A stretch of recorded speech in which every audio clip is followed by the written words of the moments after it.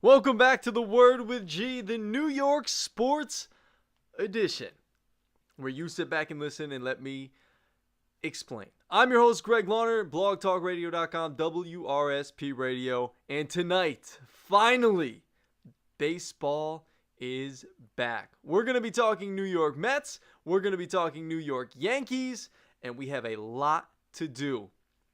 Two teams kind of going down the same path, similar path so far this season. We'll dive into that. The Yankees, a couple really hot players that they've acquired that have been playing really, really well. I want to touch on those guys. A pitcher that came basically out of the dead and has been pitching very well as well, or he pitched well in his first start of the season.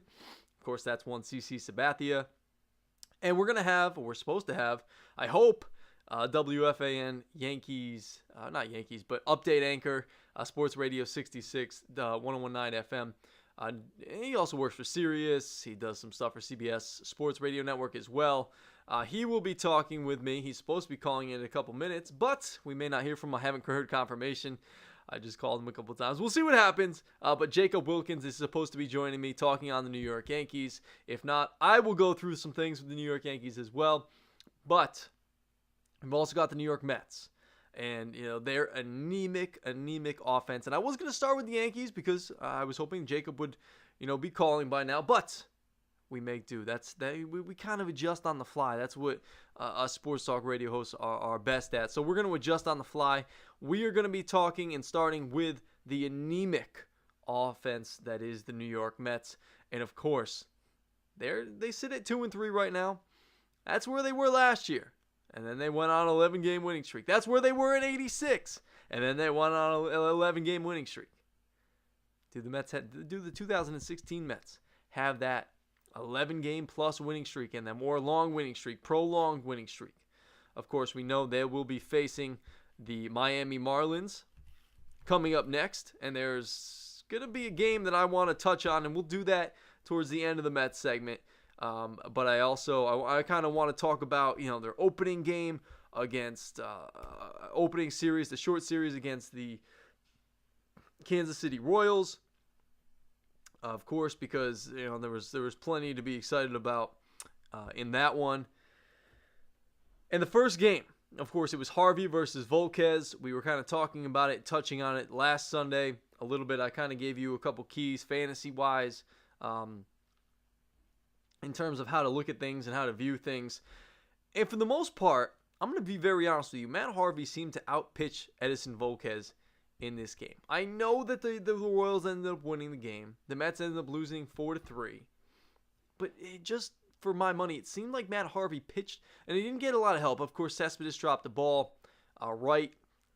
I don't know if he more misplayed the ball. He kind of nonchalantly threw one over. He's just kind of getting back and getting adjusted to playing again because he didn't play most of spring training. And that's what happens. Sometimes you got to shake off the rust a little bit as a baseball player. Sometimes that happens. And of course, I was just watching the way that Harvey pitched, and he looked like he was in much more control than Edinson Volquez was. Edinson Volquez seemed to be like kind of all over the place. But being a baseball player myself, I find sometimes that it's almost more difficult to hit and be successful against a guy who you're really not sure where he is going to be around the strike zone. If you can, of course, when somebody's spotting up left and right and they're putting the ball exactly where they want to go, it's tough too. But the unpredictability of a pitcher seems to be, there's just something about that, that sometimes the pitcher doesn't even know where the ball's going himself. So it makes it kind of uncomfortable and hard or difficult as a hitter to be able to adjust and to really put some good swings on the ball. And honestly, the Mets really didn't put many good swings on the ball until we got into the Royals bullpen. And this is a bullpen that a lot of people obviously came out in the last couple of years. They pitched very well. Of course, they've got Kelvin Herrera in there, Luke Hochevar, a couple holdovers from last season. Wade Davis is back and finally healthy. He is filthy, one of the filthiest closers in the game.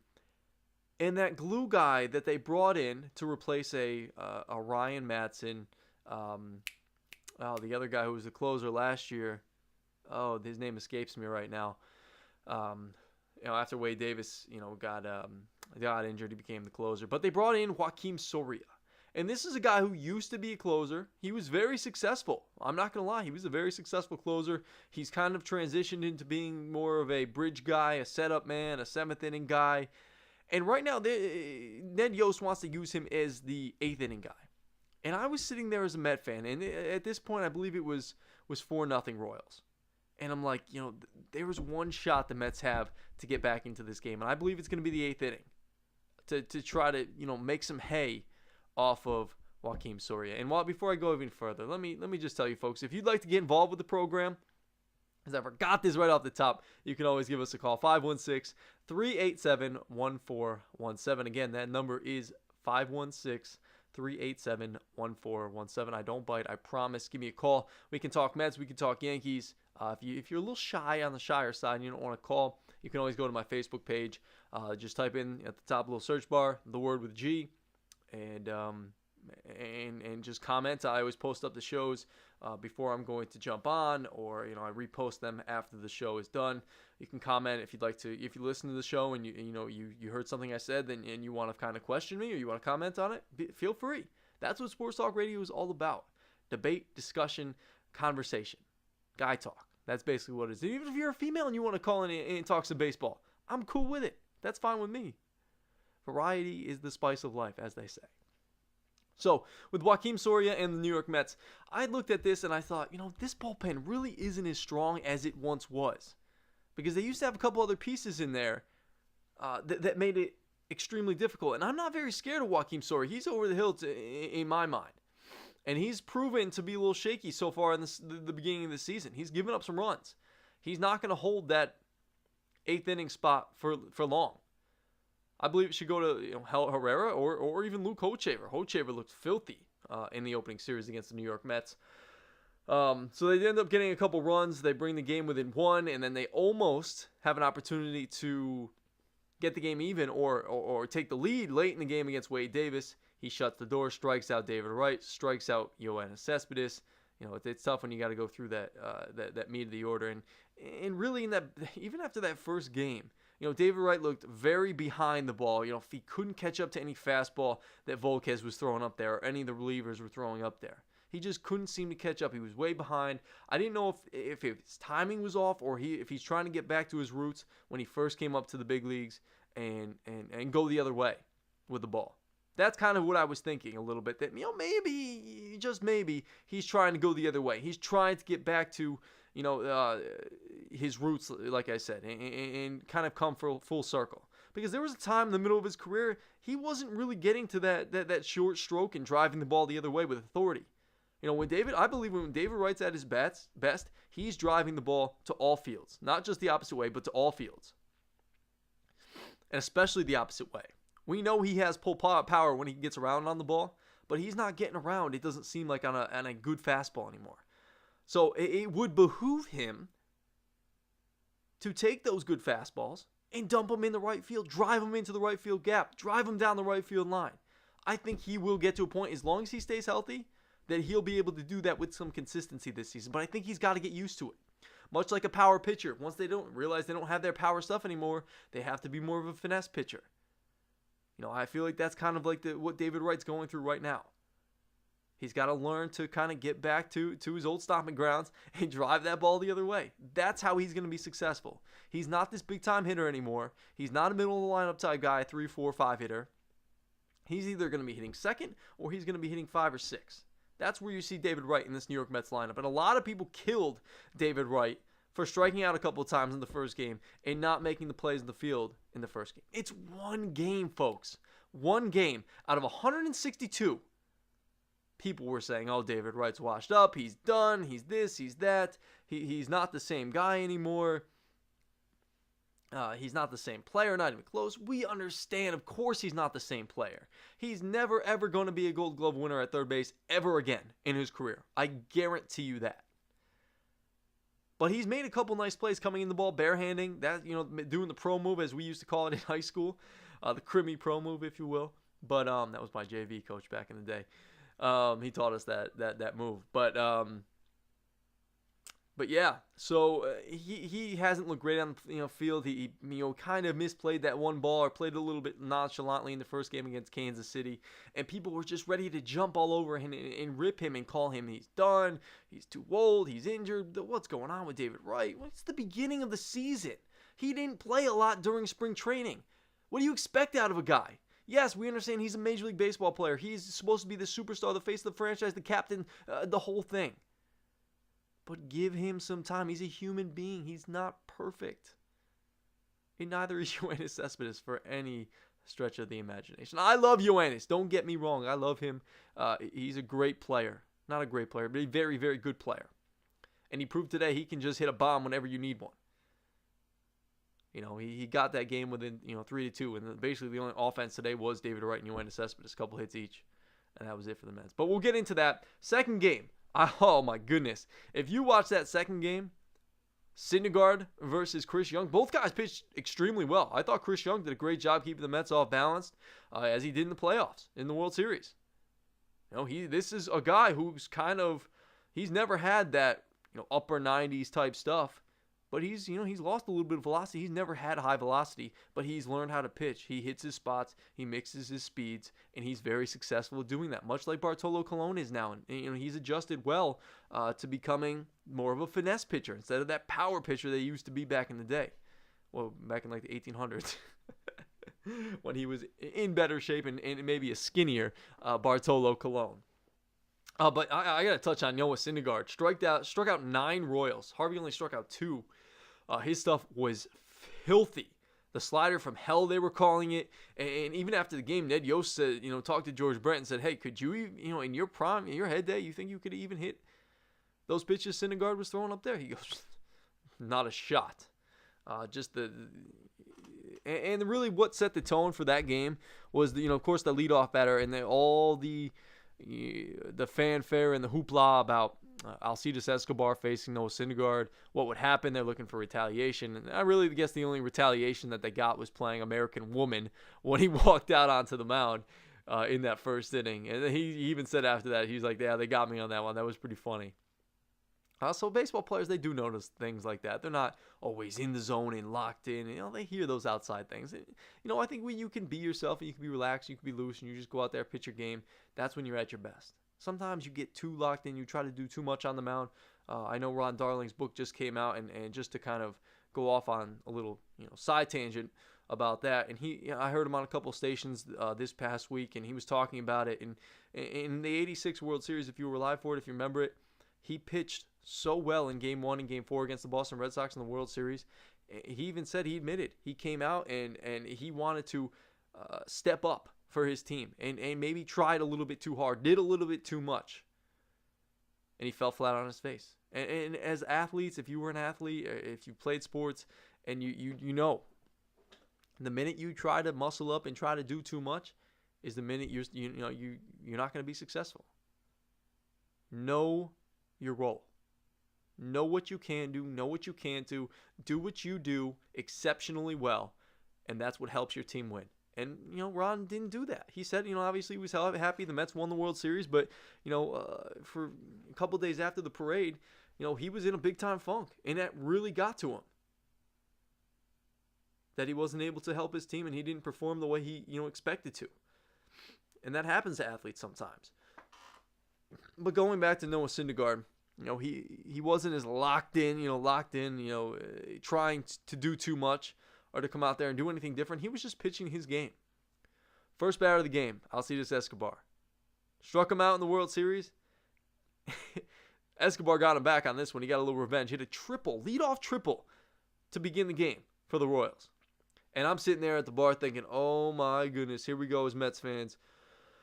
Oh, this is going to be a long game. We're going to lose another one to the Royals. Are you kidding me? I just want to get away from the Royals. I feel like we've been losing the Royals for months now. I just want to stop it. But Noah Syndergaard, give him credit.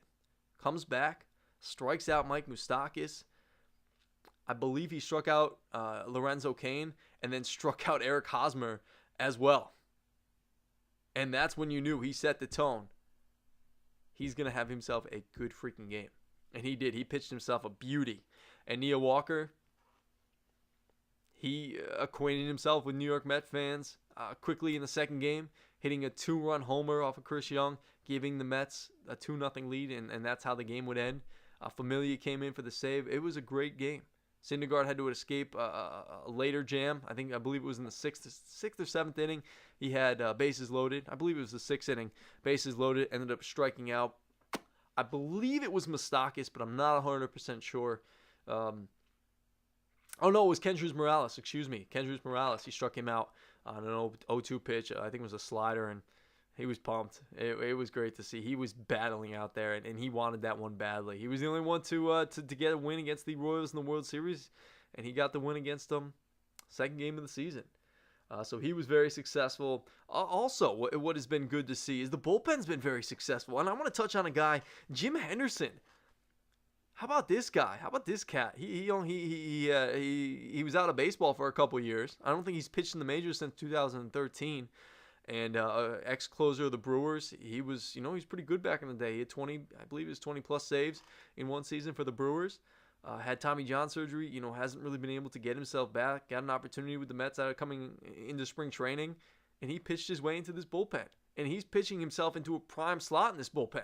He's proving to Terry Collins, hey, I still got it. He's getting that ball up 95, 96, 97 miles an hour. Mixing speeds, not messing around like I think Ron and Keith were saying on the broadcast today. Just going right at hitters.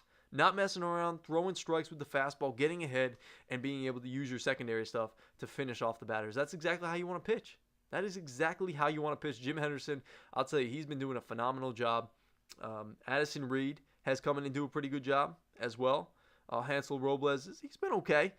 He's coming in a couple spots. But he's more of a thrower at this point. He's still a young kid. He likes to just try to rush it up there. I think he can learn from even a Jim Henderson, how to attack these hitters.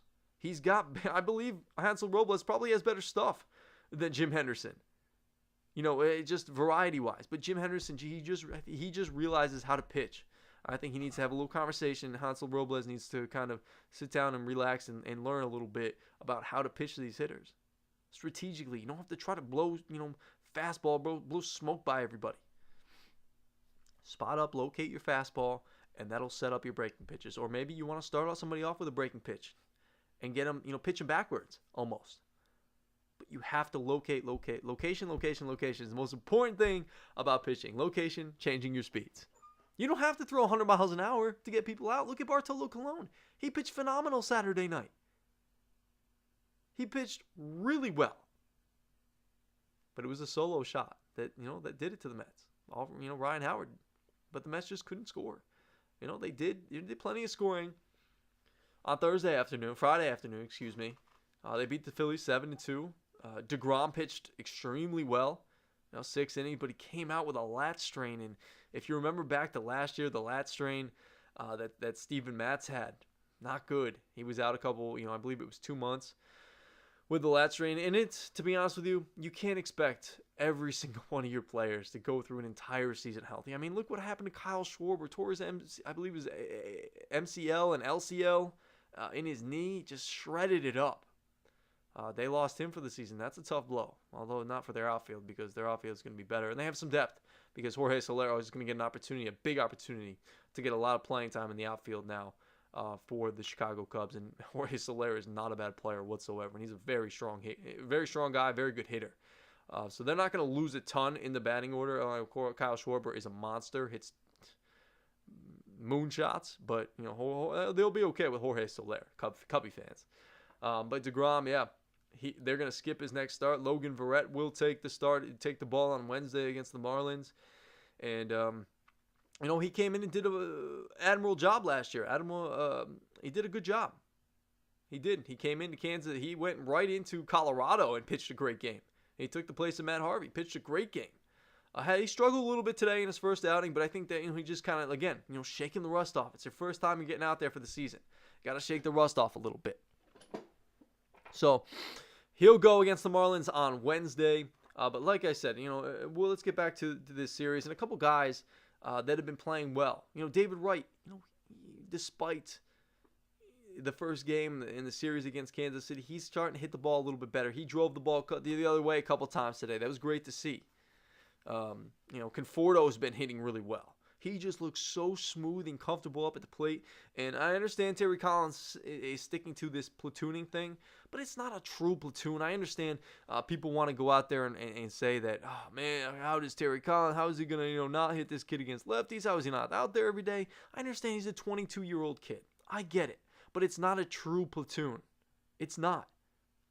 It's really not a true platoon. It's because they're going to face more righties in the course of a season than lefties. So he's going to get a break. It's just basically he's going to get a day off and kind of refresh and recharge his batteries a little bit every once in a while. You let Juan Lagares go out there, play some defense, hit a little bit. That's fine. I heard he came in the best shape of his life this year.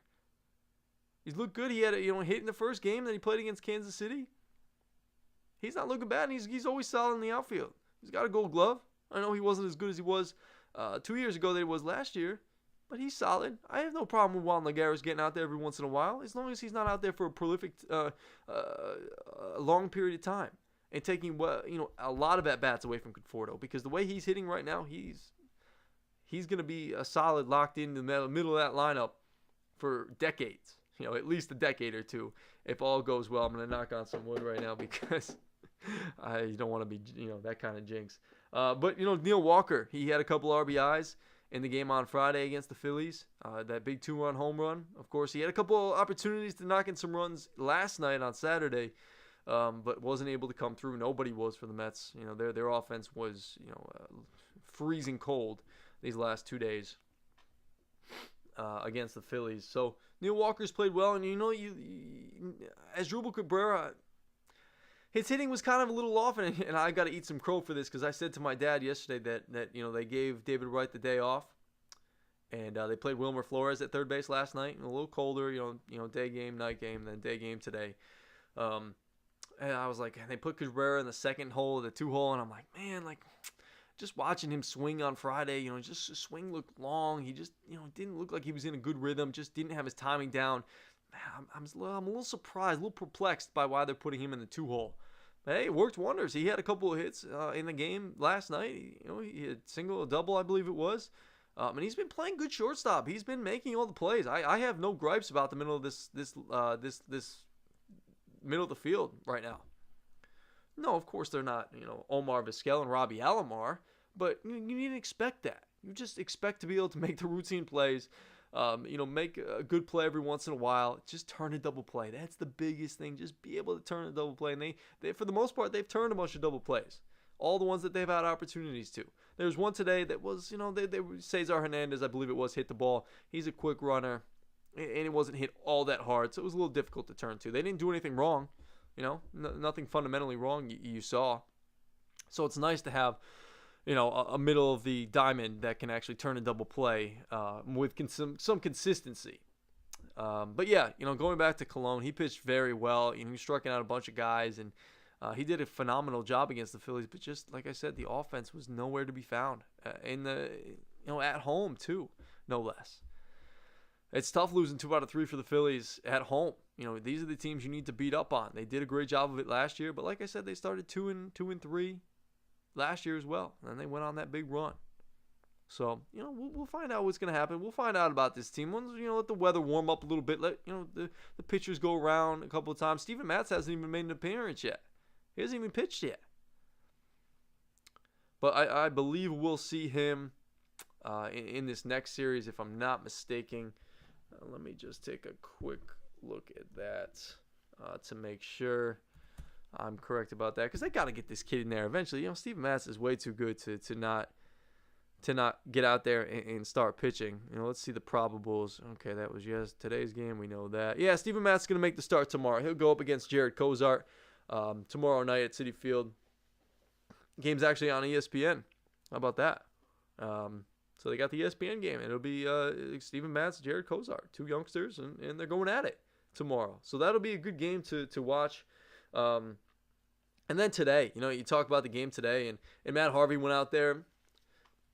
He was kind of the same as he was in the first start. He was good, but not great. He wasn't Matt Harvey-esque. And you don't expect that out of Matt Harvey, especially against a team like the Phillies. Yeah, you understand the Royals. They're a good team. They're going to make contact, not going to strike out a whole lot. But that home run he gave up to Odubel Herrera today, just his slider just didn't seem to have that bite to it that you're used to with Matt Harvey. He pitched good but not great, but he finds himself 0-2, and he didn't get a lot of run support. Mets couldn't tie it up to get him off the hook, at least in this one. And Cespedes hit that big 2-run homer after Adubo Herrera hit the home run to give him a 3-0 lead. Cespedes comes out the next inning with David Wright getting a double with 2 outs. Cespedes hits that 2-run homer, his first home run of the season, and you're thinking, maybe some good things are about to happen here. They inched a little bit, closer and whatnot. We'll see what happens. So, yeah, Matt Harvey, that was just Jacob Wilkins. He was telling me he totally forgot. So we'll see if we can get him on here in the next segment. But yeah, I got to give credit to the Philly staff, though. They pitched incredibly well. They really did.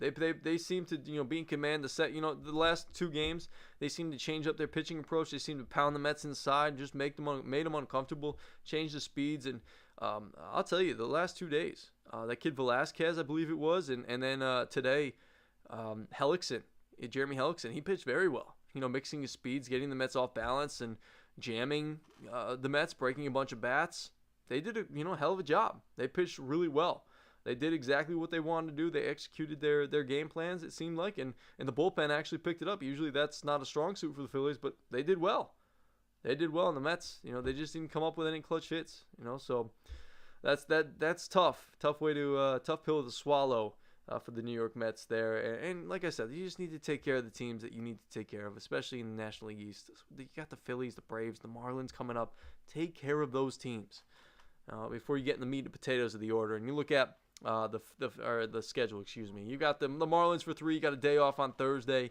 And then you go to Cleveland. Actually, my brother's going to be at, I believe, the game on Saturday, the 16th, for a couple games. Then you've got to go to Philly. You got a couple, week or so road trip here.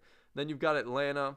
Then you're home to the Reds, and finish out at home against the San Francisco Giants towards the end of the month of April, heading into the beginning of May. You don't see you go on a long road trip out west for 4, with San Diego, early May there, the 5th through the 8th, and then you've got 4 games against the Dodgers, and then Colorado. So that's going to be, a week and a half, West Coast trip. And then after that, you get a day off Monday. You're good. You gear up for the new year. Washington Nationals. They come to you first on the 17th, 18th, and 19th of May, and that's when things start getting serious. They're serious, but real serious when you start to play the Nationals. They're your main competitor in the National League East. So we'll see what happens with the New York Mets. I'm going to try to get Jacob Wilkins on here so we can get that going. But hang tight. We got more Word with G coming up. Hopefully Jacob Wilkins of WFAN Sports Radio anchor. He'll be calling in, and we'll get his thoughts on the New York Yankees. Hang tight. This is the Word with G, New York Sports Edition, Blog Talk Radio, WRSPRadio.com.